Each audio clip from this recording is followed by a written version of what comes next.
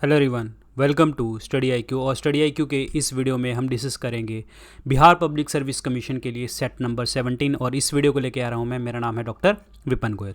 और बढ़ते हैं आगे। आगे बढ़ने से पहले आपको बता दूं, आप मुझे डिफरेंट सोशल मीडिया के ऊपर फॉलो कर सकते हैं। जितने भी लेक्चर्स, पीडीएफ, सब कुछ जो भी चीज़ आपको शेयर करनी होती है वो मैं टेलीग्राम चैनल के ऊपर शेयर करता हूं डॉक्टर विपिन गोयल के नाम से। मेरे साथ यहाँ पे 1,35,000 प्लस बच्चे जुड़े हुए हैं, तो आप भी आके जुड़ सकते हैं। इंस्टाग्राम और फेसबुक के ऊपर भी आप मुझे फॉलो कर सकते हैं। मेरे 2 पेड कोर्सेज आते हैं। The one is the 10,000 MCQ course, ऐसे ही हमारा GS कोर्स। 10,000 MCQ कोर्स के अंदर हमने चैप्टर वाइज, टॉपिक वाइज जो है MCQ डिस्कस किए हैं यहाँ पे डिटेल में। यहाँ पे chapter wise, topic wise MCQ है तो हैं, प्लस यहाँ पे जितने भी आपके एग्जाम हैं, SSC, railway, defence exam, state PCS, UPSC के लिए भी मैंने यहाँ पे क्वेश्चन तैयार किए हैं। और इस कोर्स के अंदर जो है आपको सब चीज़ें मिलेंगी। विपिन 10 कूपन कोड है, 8 जून तक ये कोड अवेलेबल है, आप परचेज कर सकते हैं कोर्स को। और GS कोर्स जो है हमारा बिल्कुल थियरी कोर्स है, बिल्कुल टॉपिक क्या है, थियरी क्या है, समझा टॉपिक के अंदर है क्या चीज़, मतलब क्या है, वो चीज़ें इसमें हमने समझी हुई हैं।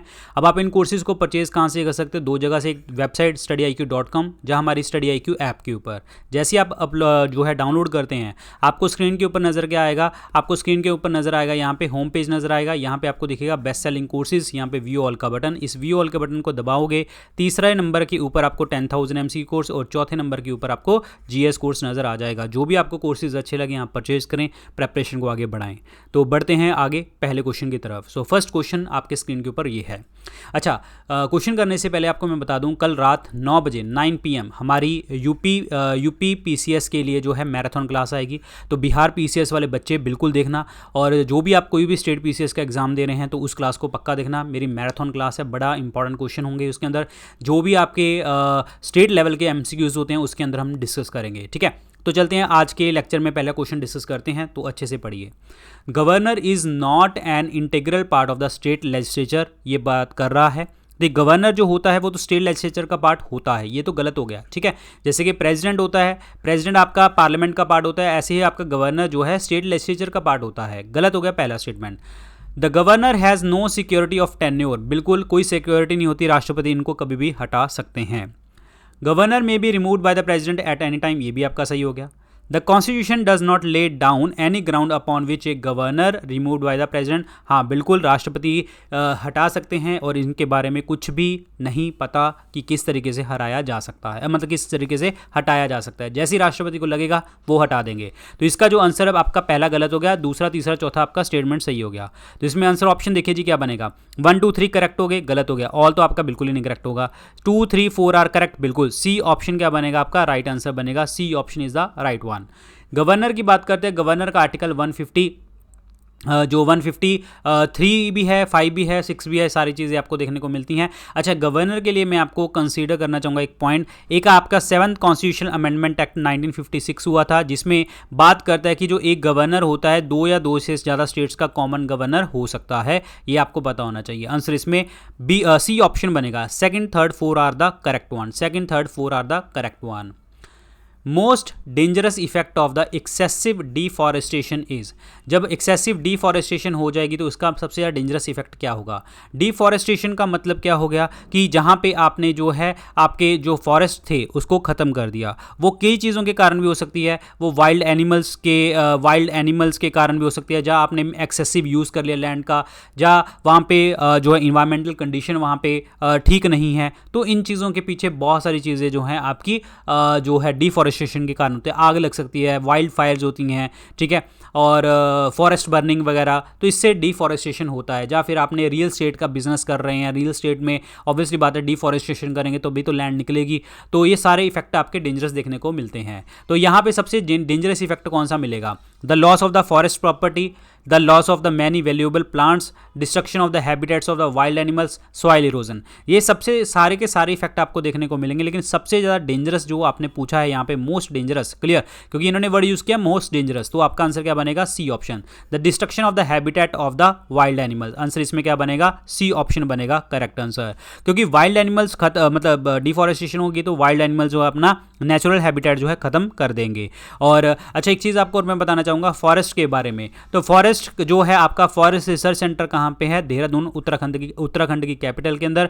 और हमारे इंडिया में एरिया वाइज सबसे ज़्यादा फॉरेस्ट कवर कहाँ पे है? मध्य प्रदेश में। और परसेंटेज वाइज पूछते हैं तो कहाँ पे है? मिजोरम के अंदर देखने को आपको मिलता है। आप मुझे कमेंट सेक्शन में लिख के बताइए हमारे इंडिया के अंदर फॉरेस्ट जो आपका रिजर्व है वो कितने % है? कमेंट सेक्शन में आप लिख के बताएंगे। क्लियर? आंसर इसमें सी ऑप्शन बनेगा correct answer. C option is the right one. Clear? इस तरीके से पेड़ काट दिए जाते हैं। चलिए जी, अच्छा पेड़ के ऊपर आपको एक चीज़ और बताना चाहूँगा। जैसे आपने रिंग्स आई देख रहे होगे, ठीक है, लकड़ियाँ देख रहे होगे ये वाली। तो इसमें क्या होता है? बीच में ऐसे सर्कल होता है। जैसे हल्का हल्का आपको अगर मैं दिखाना चाहूँ तो हल्का हल्का बीच में आपको ऐसे सर्कल दिख रहा है। क्लियर? ये सर्कल क्या होता है? ये एनुअल रिंग्स होती हैं। क्या कहते हैं इसको? Annual rings. मतलब क्या हो गया कि एक साल में एक बनती है, ये एक साल में एक बनती है और इसको हम क्या कहते हैं? एनुअल ग्रोथ रिंग्स कहा जाता है। क्या कहते हैं? एनुअल ग्रोथ रिंग्स कहते हैं। एक साल में एक बनती है और इस चीज़ की स्टडी को हम क्या कहते हैं? डेंड्रोक्रोनोलॉजी। डेंड्रोक्रोनोलॉजी इसको कहते हैं। अब इससे हम पता क्या करते हैं कि एक साल में एक रिंग बनती है, तो इसका मतलब हम एज फाइंड आउट कर सकते हैं, प्लांट की एज फाइंड आउट कर सकते हैं। उसकी स्टडी को डेंड्रोक्रोनोलॉजी हम कहते हैं। याद रखिए, इंपॉर्टेंट क्वेश्चन है ये। क्लियर? याद रखना। चलिए जी, the heavy rainfall in the month of the October and the November. मतलब सर्दियों में बारिश हो रही है, तो यहाँ पे जो बारिश हो रही है मतलब अक्टूबर नवंबर जो आपकी थोड़ी सी सर्दियाँ आ जाती हैं, तो हैवी रेनफॉल किधर होती है? ये एक्चुअली ये जो है आपकी रिट्रेटिंग विंड्स होती हैं जो आपकी नॉर्थ इंडिया से आ रही होती हैं, जिसमें जो विंड पैटर्न होता है वो आपका बिल्कुल रिवर्स हो जाता है। क्योंकि पहले क्या होता है कि बिल्कुल साउथ वेस्ट मानसून आती हैं, बिल्कुल ऐसे इस तरीके से ऊपर जाती हैं, और यहाँ पे अक्टूबर नवंबर के मंथ में ये बिल्कुल उल्टी हो जाती हैं। तो ये क्या करती हैं? सपोज करो कि हम मान के चलते हैं कि इंडिया, तो यहाँ से इस तरीके से जो बारिश आती है और इसको हम क्या कहते हैं? नॉर्थ ईस्ट मानसून कहा जाता है। और नॉर्थ ईस्ट मानसून जो होती है ये तमिलनाडु के ऊपर जो है सबसे ज़्यादा बारिश करती है, यहाँ पे कोरोमंडल कोस्ट के ऊपर। आंसर इसमें क्या बनेगा? सी ऑप्शन बनेगा correct answer. C option, bay of Bengal, Coromandel coast, C option is the correct answer. C option is the right one. Very very important. Clear? याद रखिए, ये है आपकी यहाँ पे सबसे ज्यादा बारिश होती है कोरोमंडल कोस्ट के ऊपर। Very important question. क्लियर? और अदरवाइज आपको पता है कि इंडिया में सबसे ज्यादा जो बारिश होती है वो यहाँ पे वेस्टर्न घाट और मनसमराम जो है आपका यहाँ पे है, ठीक है। यहाँ पे जो है आपका मेघालय के अंदर जो है आपका मौसमराम है, चेरापूंजी यहाँ पे बारिश होती है। सबसे ज़्यादा जो इंडिया में रेनफॉल होती है वो ओरोग्राफिक रेनफॉल उसको हम कहते हैं। What is the meaning of orographic? Orographic का मतलब होता है कि जो माउंटेन से टकरा के होती है, माउंटेन से टकरा के, ध्यान रखना मैं वर्ड यूज़ कर रहा हूँ, माउंटेन से टकरा के जो बारिश होती है उसे हम ओरोग्राफिक रेनफॉल कहते हैं। और यहाँ पे साउथ वेस्ट मानसून यहाँ पे आके टकराती हैं और आपकी बारिश करती हैं। So this is very very important part. Clear? याद रखना है। अगला देखिए जी, what is the largest mountain range in the world? सबसे जो है माउंटेन रेंज वर्ल्ड की सबसे ज़्यादा जो है लार्जेस्ट नंबर में कौन सी आपको देखने को मिलती हैं? तो यहाँ पे लार्जेस्ट माउंटेन रेंज जो देखने को मिलती हैं वो है आपकी एंडीज माउंटेन। आंसर इसमें क्या बनेगा? सी ऑप्शन बनेगा। 7000 किलोमीटर तक की ये रेंज देखने को मिलती है और एंडीज माउंटेन आपको देखने को मिलती है साउथ अमेरिका के अंदर। और साउथ अमेरिका के अंदर आंसर इसमें सी ऑप्शन बनेगा करेक्ट आंसर। यहाँ पे दिखा देता हूँ मैं आपको, ये है आपकी एंडीज माउंटेन। क्लियर? और यहाँ पे बहुत सारी कंट्रीज़ हैं, जैसे कि वेनेजुएला की बात करें, कोलंबिया की बात करें, पेरू की बात करें, बोलीविया, अर्जेंटीना, ये सारी कंट्रीज़ यहाँ पे देखने को आपको मिलती हैं, चिले वगैरह, ठीक है। तो यहाँ पे सबसे ज़्यादा बारिश होती है जो आपकी सबसे माउंटेन रेंज यहाँ पे देखने को आपको मिलती है। So this is in the south America. South America के अंदर जो है यहाँ पे एक जो पार्ट है डेट इज़ ब्राज़ील का पार्ट है, और यहाँ पे आपको देखने को मिलते हैं Amazon forest. Amazon forest, clear, सबसे ज़्यादा पार्ट आपको देखने को मिलता है ब्राज़ील के अंदर। और अमेजॉन फॉरेस्ट को हम क्या कहते हैं? लंग्स ऑफ द वर्ल्ड कहा जाता है, क्योंकि बहुत घने जंगल है यहाँ पे। आंसर इसमें ये वाला बनेगा। अच्छा, एक चीज़ आपको और बताना चाहूँगा कि यहाँ पे जो है आपका पेरू, यहाँ पे, ठीक है, एक आपका कोल्ड वाटर करंट भी चलता है यहाँ पे, कोल्ड वाटर करंट। और वो कोल्ड वाटर करंट कौन सा है यहाँ पे? हम्बोल्ट करंट कहते हैं। क्या कहते हैं हम उसको? हम्बोल्ट करंट, या फिर आपका पेरूवियन करंट उसको कहा जाता है, along the coast of Peru यहाँ पे। क्लियर? और यहाँ पे इसलिए एक डेजर्ट बन जाता है, और वो डेजर्ट का नाम क्या है? आपका Atacama desert. This is very very important part, Atacama desert. Clear? याद रखना। अब यहाँ पे चलते हैं जी, आंसर इसमें सी बनेगा। रॉकी माउंटेन्स की अगर मैं बात करता हूँ तो ये देखने को मिलती है आपको नॉर्थ अमेरिका में, नॉर्थ अमेरिका में देखने को मिलती है। एल्प्स माउंटेन की अगर मैं बात करता हूं तो ये आपको यूरोप में देखने को मिलेगी, यूरोप के अंदर। क्लियर? हिमालयस की बात करते हैं तो ये आपकी जो है माउंटेन रेंज है एशिया के अंदर, और हिमालयस का ओरिजिन देखने को मिला था आपको टेथेस सी से। टैथेसी से। और जितनी भी ये माउंटेन रेंज है ये सारी की सारी क्या हैं, यंग फोल्ड माउंटेन्स हैं। लेकिन सबसे यंगेस्ट कौन सी है आपकी, हिमालय ज़्यादा यंगेस्ट फोल्ड माउंटेन है ये ध्यान रखना, जिसमें आपकी प्लेट टेक्टोनिक मूवमेंट के कारण ये जो है जो माउंटेन्स बनती हैं। आंसर इसमें क्या बनने वाला है आपका, सी ऑप्शन बनेगा correct answer. Andes is the right one, very very important, clear, याद रखिए। नेक्स्ट क्वेश्चन देखिए जी, largest herbarium of the India is located at, यानी कि सबसे बड़ा हर्बेरियम जो होता है वो कहाँ पे देखने को आपको मिलेगा इंडिया में। सो यहाँ पे है जी आपका सबसे बड़ा जो है herbarium, that is the central national herbarium. और इसको हम कहाँ पे देखने को मिलता है, that is the botanical survey of India, जो आपका किस मिनिस्ट्री के अंदर आता है, ministry of climate change, ministry of environment forest and climate change की मिनिस्ट्री के अंदर आता है। और ये आपको देखने को मिलता है कहाँ पे, कोलकाता के अंदर देखने को मिलता है, नियर हावड़ा, नियर हावड़ा कोलकाता में देखने को आपको मिलता है। This is very very important part, clear, याद रखिए। तो इस क्वेश्चन का जो आंसर बनने वाला है वो क्या बनेगा आपका, ए ऑप्शन बनेगा correct answer. Botanical survey of India के हेडक्वार्टर भी कोलकाता में है, एनिमल वेलफेयर ऑफ इंडिया के भी हेडक्वार्टर कोलकाता में है। आंसर इसमें ए ऑप्शन बनेगा correct answer. Very very important question, clear, याद रखिए। नेशनल फ्लड कमीशन जो है आपका वो किसके साथ रिलेट करता है, नेशनल फ्लड कमीशन, और जिसे आप कहते हैं राष्ट्रीय बाढ़ आयोग कहा जाता है, ये आपकी मिनिस्ट्री के अंदर आता है, एग्रीकल्चर और इरिगेशन के मिनिस्ट्री के अंदर आता है। 1976 के अंदर बना था, जिसमें आपके बहुत सारे जो मिशंस को, प्रोजेक्ट्स को, कंट्रोल मेजर्स हम उसमें यूज़ करते हैं और प्रॉपर तरीके से जो है हम आगे की तरफ लेके जाते हैं। मिनिस्ट्री ऑफ एग्रीकल्चर और इरिगेशन के अंदर आता है, 1976 में ये बना था। Very very important. तो इस क्वेश्चन का जो आंसर बनेगा वो किसके साथ संबंधित है, ऑब्वियसली बात है आपका फ्लड के साथ, बाढ़ के साथ जो है संबंधित है। आंसर इसमें ए ऑप्शन बनेगा करेक्ट आंसर, क्लियर। फ्लड आएंगे तो ऑब्वियसली बात है, फ्लड आएंगे तो आपकी नेचुरल वेजिटेशन खराब होगी। और ये फ्लड आने के रीज़न क्या हो सकता है, ग्रीन हाउस गैसेज भी हो सकती हैं, आपका ग्रीन हाउस इफेक्ट भी हो सकता है, और आप जो है डिफॉरेस्टेशन अगर आप कर रहे हैं उसके कारण हो सकता है। ये सारी चीज़ें इनसे संबंधित होती हैं। आंसर इसमें ए ऑप्शन बनेगा correct answer, clear, very very important. चलिए जी अगला क्वेश्चन देखते हैं। Which of the following rivers of India does not form the delta, delta formation इनमें से कौन सी नदियाँ नहीं करती। डेल्टा फॉर्मेशन जो करती नहीं है वो आपकी जो है आपकी वेस्टर्न फ्लोइंग रिवर आपको नहीं करती, वेस्ट फ्लोइंग रिवर, क्लियर। और वेस्ट फ्लोइंग रिवर जो आपके गल्फ ऑफ खंबात में जब गिरती हैं, आपकी नर्मदा, ताप्ती, माही, साबरमती, ये 4 नदियां होती हैं जो आपका डेल्टा नहीं बनाती, बाकी सब कुछ डेल्टा बनाया जाता है। जैसे कि फॉर एग्जांपल गंगा रिवर की अगर मैं बात करूं, 2525 किलोमीटर की इसकी लंबाई है, स्टार्ट होती है देवप्रयाग से, उत्तराखंड से, क्योंकि देवप्रयाग में अलकनंदा और भागीरथी मिलते हैं, और उत्तराखंड से स्टार्ट होती है देवप्रयाग से उत्तराखंड, यूपी से बिहार, बिहार से आपका जो है झारखंड, देन उसके बाद आपका कोलकाता, ठीक है, वेस्ट बंगाल, और बाद में गंगा और ब्रह्मपुत्र बना लेते हैं delta. This is important, clear. Godavari, Krishna Godavari delta बनाया जाता है। कृष्णा गोदावरी के बीच में आपकी कोलेरू लेक देखने को आपको मिलती है, this is important one. Godavari river के ऊपर पोलावरम प्रोजेक्ट देखने को मिलता है, कालेश्वरम प्रोजेक्ट यहाँ पे देखने को मिलता है, और कृष्णा रिवर के ऊपर नागार्जुना सागर डैम भी देखने को आपको मिलता है। गोदावरी जो है आपका नासिक से स्टार्ट होती है, त्र्यंबकेश्वर प्लेटू से, ठीक है, और ये प्लेटू से स्टार्ट होती है और जाके जो है आपका कृष्णा गोदावरी डेल्टा बनाती है आंध्र प्रदेश में। This is important one, clear.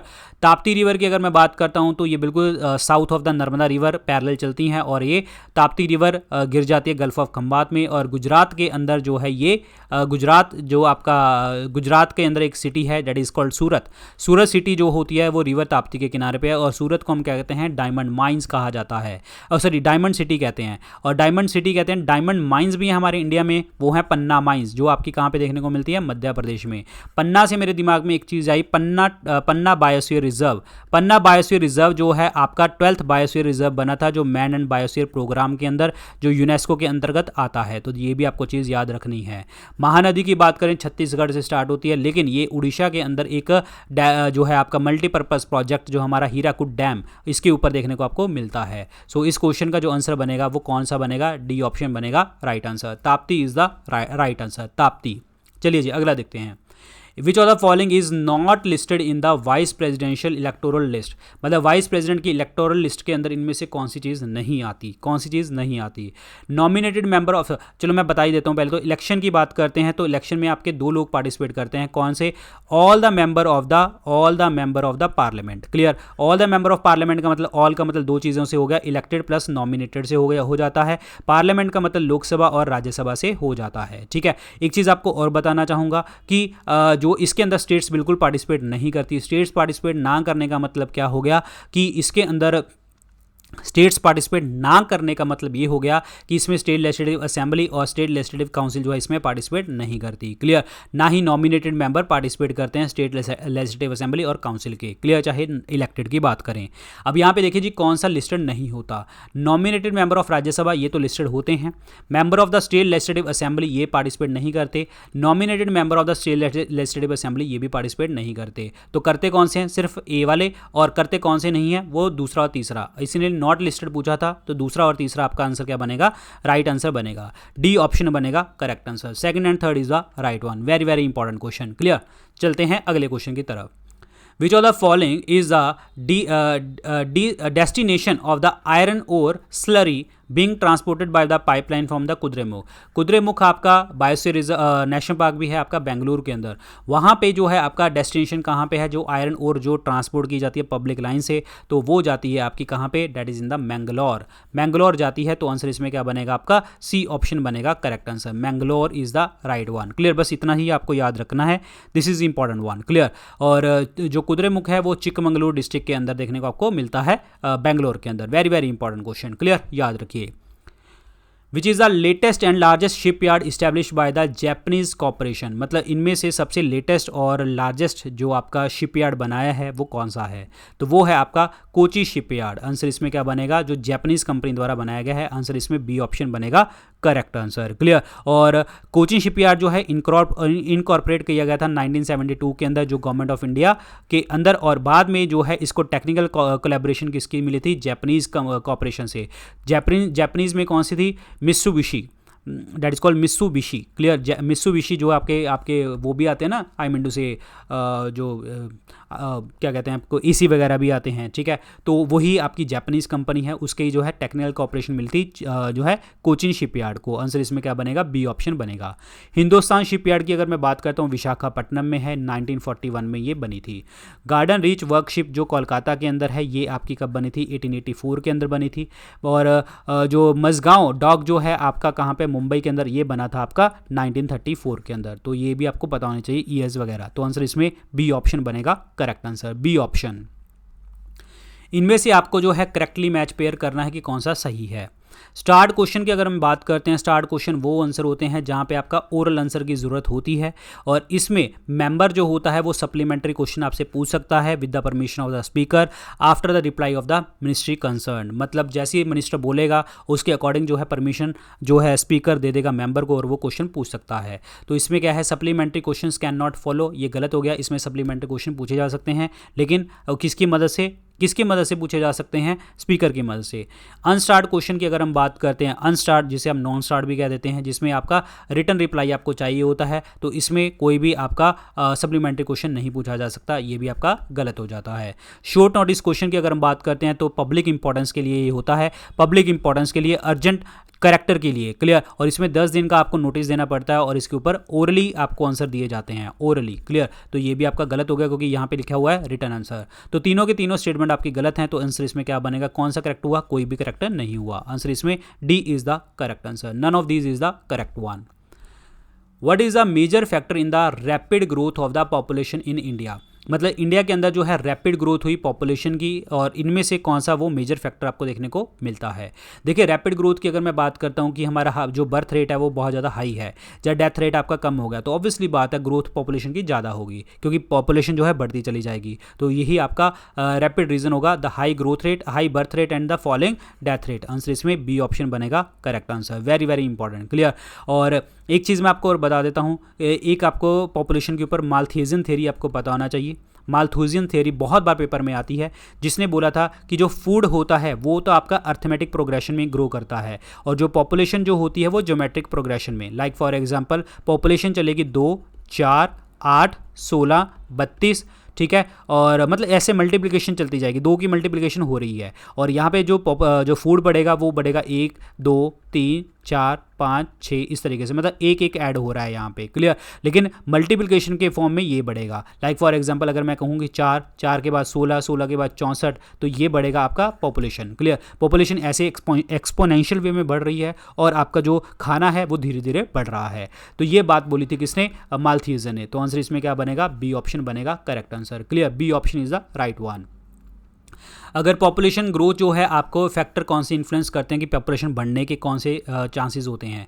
देखिए सीधी सी बात है, पॉपुलेशन ग्रोथ का मतलब क्या हो गया कि आपकी स्टेबिलिटी है सोसाइटी के अंदर, और कॉन्ट्रासेप्शन की अवेलेबिलिटी है, सोशल नॉर्म्स हैं वहाँ पे, गवर्नमेंट की पॉलिसीज़ अच्छी हैं, हेल्थ केयर स्टैंडर्ड्स हैं, माइग्रेशन हो रही है क्योंकि सब चीज़ें आपको मिल रही हैं, कल्चर एक्टिविटीज़ है, फैमिली साइज नॉर्मल है, फीमेल लेबर पार्टिसिपेशन है, लड़की भी कमा रही है, कॉस्ट ऑफ एजुकेशन भी ठीक है, इकोनॉमिक ग्रोथ भी हो रही है, पैसा भी आ रहा है, सबको जॉब मिली हुई है, तो ऑब्वियसली बात है वहाँ पे पॉपुलेशन बढ़ेगी। तो दीज आर द फैक्टर्स, ये आपको पता होना चाहिए, clear.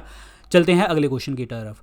Dash is the most densely populated state in India. इनमें से डेंसली पॉपुलेटेड स्टेट कौन सी है आपकी, वो है Bihar. Bihar is the most densely populated state. Very very important question है, आंसर इसमें बी ऑप्शन बनेगा। अगर मैं पूछूं कौन सी ऐसी स्टेट है जिसमें लीस्ट पॉपुलेशन है डेंसिटी की, तो वो है आपका अरुणाचल प्रदेश। अरुणाचल प्रदेश में आपकी लीस्ट डेंसिटी देखने को मिलती है। यूटी की अगर मैं बात करता हूं तो यहाँ पे आपका यूटी की अगर हम बात करते हैं तो लोएस्ट पॉपुलेशन डेंसिटी की अगर हम बात करते हैं तो अंडमान निकोबार के अंदर देखने को आपको मिलता है। और अगर हम बात करें यूटी की सबसे ज़्यादा, तो वो दिल्ली के अंदर देखने को आपको मिलता है। दिल्ली में यूनियन टेरिटरी में सबसे ज़्यादा population density, union territory lowest में आपकी अंडमान निकोबार, और स्टेट में सबसे ज़्यादा बिहार के अंदर, और स्टेट में सबसे कम अरुणाचल प्रदेश के अंदर। इसका मतलब क्या होता है कि 1 स्क्वायर किलोमीटर में कितने लोग आते हैं, वो आपका जो है डेंसिटी बताता है। आंसर इसमें बी ऑप्शन बनेगा correct answer. India is a tropical country but has a monsoonal climate because. देखिए सीधी सी बात है, इंडिया ट्रॉपिकल कंट्री क्यों कहते हैं और मानसूनल इफेक्ट क्यों कहते हैं। एक्चुअली रीज़न क्या है, हमारे देश के अंदर जो है मॉनसून तो चलो पता लग गया कि आपका सीजनल है, लेकिन इस सीजनल को भी जो है आपने पूरा भरपूर तरीके से यूज़ किया जाता है। कैसे, क्योंकि आपको पता है कि इंडिया में जो है आपकी माउंटेन्स है, टकरा के बारिश हो जाएगी। जैसे ये हवाएं उड़ती हैं ऊपर की तरफ, ऊपर आ गया हिमालय ऊपर जाने नहीं देता किसी चीज़ को, हिमालय ऊपर जाने नहीं देगा और इंडिया में ही बारिश करवा देता है, जिसके कारण हम इसको ट्रॉपिकल कंट्री भी कह देते हैं। सो इसका मतलब क्या हो गया, the Himalayas provide the barrier effect. मतलब क्या हो गया कि हिमालय जो है वहाँ पर बैरियर इफेक्ट शो कर देते हैं और पूरी की पूरी बारिश जो है हमारी इंडिया में ही हो जाती है, इसीलिए हम इंडिया को ट्रॉपिकल कंट्री कह देते हैं। बट अदरवाइज हमारी जो मॉनसून आती है वो सीजनल होती है, ये आपको पता होना चाहिए। आंसर इसमें सी ऑप्शन बनेगा correct answer. Banaras Hindu university के फाउंडर का नाम बताना है। बनारस हिंदू यूनिवर्सिटी 1916 में बनी थी। पंडित मदन मोहन मालवीय जी ने बनाई थी। इनको महामाना भी कहते हैं। और इन्होंने किसकी हेल्प से बनाई थी, कॉर्पोरेशन के साथ, एनी बेसेंट की कॉर्पोरेशन के साथ बनाई थी। ये एनी बेसेंट कौन है, ये जो है पहली लेडी चेयरपर्सन बनी थी आपकी INC की कोलकाता सेशन में 1917 में। और एनी बेसेंट वही हैं जो आयरलैंड से आई हुई लेडी हैं। प्लस 1916 में इन्होंने जो है होम रूल लीग भी स्टार्ट करी थी, जो इन्होंने हेडक्वार्टर बनाए थे मद्रास अधियार के अंदर। और होम रूल लीग जो है बाल गंगाधर तिलक जी ने भी स्टार्ट करी थी महाराष्ट्र पुणे के अंदर, ये भी आपको पता होना चाहिए, क्लियर। तो इस क्वेश्चन का आंसर क्या बनेगा, बी ऑप्शन बनेगा। मदन मोहन मालवीय जी जो हैं हिंदू महासभा के साथ लिंक करते हैं। मदन मोहन मालवीय जी के ऊपर एक क्वेश्चन और बता देता हूं मैं आपको। मदन मोहन मालवीय जो गांधी अंबेडकर पैक्ट साइन हुआ था 1932 में, जिसे आप पूना पैक्ट कहते हैं, जिसमें रिजर्वेशन दी गई थी, उसमें अंबेडकर जी और मदन मोहन मालवीय जी के साइन हुए थे, ये ध्यान रखना। आंसर इसमें बी ऑप्शन बनेगा, क्लियर। और यहाँ पे लिखा हुआ है डॉक्टर राजेंद्र प्रसाद। डॉक्टर राजेंद्र प्रसाद हमारे देश के पहले प्रेसिडेंट लगातार 2 बार बने हुए। और प्रेसिडेंट बनने से पहले जब अंतरिम सरकार, टेम्परेरी सरकार बनी थी, तो फूड एंड एग्रीकल्चर मिनिस्टर थे, clear, food and agriculture minister. और इनको गांधी ऑफ बिहार भी इनको कहते हैं। डॉक्टर राजेंद्र प्रसाद जी ने एक पुस्तक लिखी थी, कौन सी, that is the India divided, ध्यान रखना, इंडिया डिवाइडेड की पुस्तक इन्होंने लिखी थी। और एक पुस्तक और याद करो, India wins freedom. India divided जो है डॉक्टर राजेंद्र प्रसाद जी की, इंडिया विंस फ्रीडम ये लिखी थी अबुल कलाम आज़ाद। अबुल कलाम आज़ाद, नॉट अब्दुल, ध्यान रखना, अबुल कलाम आज़ाद। ये अबुल कलाम आज़ाद कौन है, ये पहले एजुकेशन मिनिस्टर हमारे देश के बने थे। और इनकी बर्थ एनिवर्सरी होती है 11 नवंबर को, और 11 नवंबर को ही हम एजुकेशन डे मनाते हैं। मोतीलाल नेहरू जी के ऊपर मैं सिर्फ एक ही क्वेश्चन बताऊंगा आपको, अदरवाइज पढ़ने को तो बहुत सारी चीज़ें हैं। स्वराज पार्टी बनी थी 1 जनवरी 1923 के अंदर CR दास जो थे आपके वहाँ पे क्या थे, प्रेसिडेंट थे, और जनरल सेक्रेटरी मोतीलाल नेहरू जी थे। आंसर इसमें बी ऑप्शन बनेगा, B option is the correct answer, Madan Mohan Malviya ji.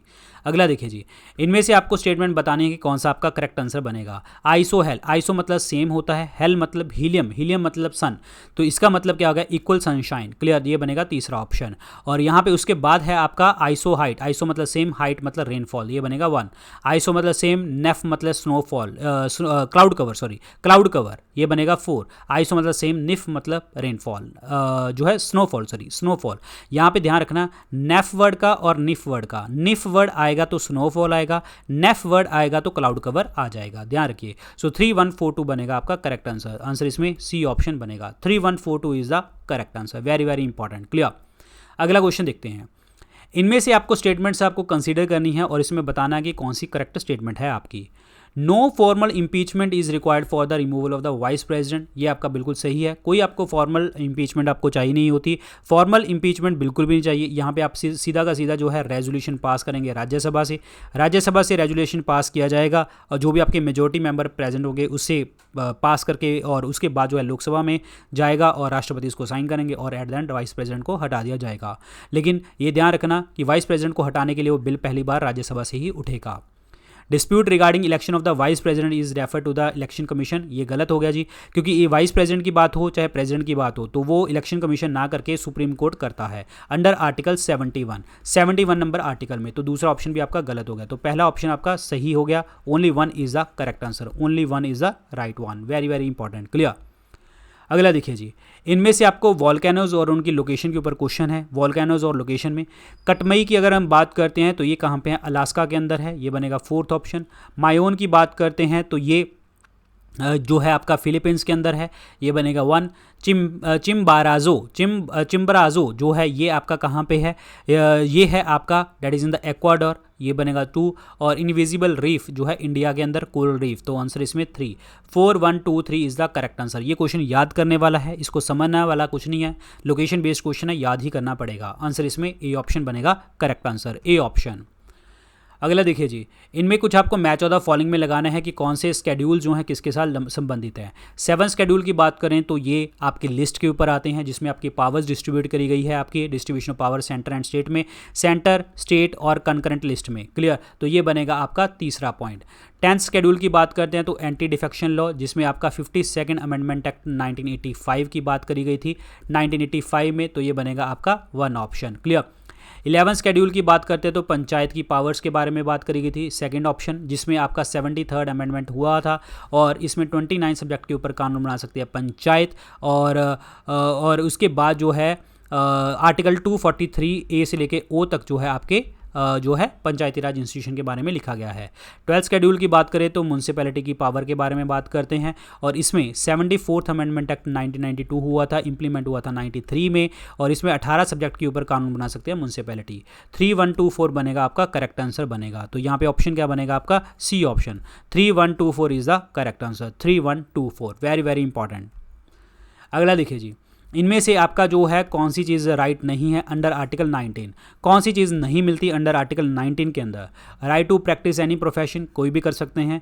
Right to carry on any trade, ये भी आप कर सकते हैं। Right to form cooperative society, ये भी आप कर सकते हैं। Right to move out of the country, ये आपका इसमें मेंशन नहीं है। आर्टिकल 19 जो है फ्रीडम और एक्सप्रेशन की बात करता है, तो आंसर इसमें क्या बनेगा आपका, डी ऑप्शन बनेगा करेक्ट आंसर। ये सही नहीं है। अब ये दिया क्या होता है वो मैं आपको बता देता हूँ कि सारे सिटीजन्स को राइट है किस चीज़ का, फ्रीडम ऑफ स्पीच और एक्सप्रेशन का, स्पीच कर सकते हैं, एक्सप्रेस कर सकते हैं, पीसफुली असेंबल हो सकते हैं विदाउट आर्म्स, और आपकी यूनियन कोऑपरेटिव सोसाइटीज़ वगैरह बना सकते हैं, और इंडिया के अंदर कहीं पे भी आप कर सकते हैं, मूव कर सकते हैं, लेकिन किसी बाहर की इसमें मेंशन नहीं है।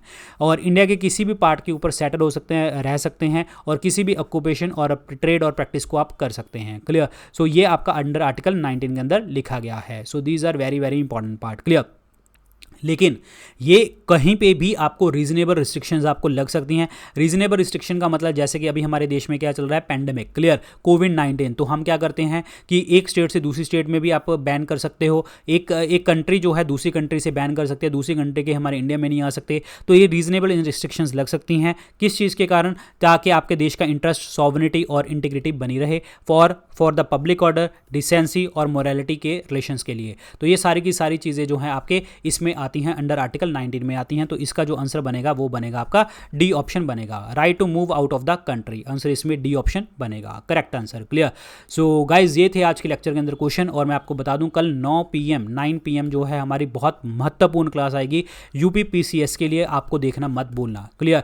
और मैराथन क्लास होगी, 2-3 घंटे की क्लास में लूंगा और पढ़ना उसको। और बाकी जो भी अपडेट्स होंगे वो आपको यहाँ पे मिलेंगे टेलीग्राम चैनल के ऊपर, इंस्टाग्राम और फेसबुक के ऊपर आप मुझे फॉलो कर सकते हैं।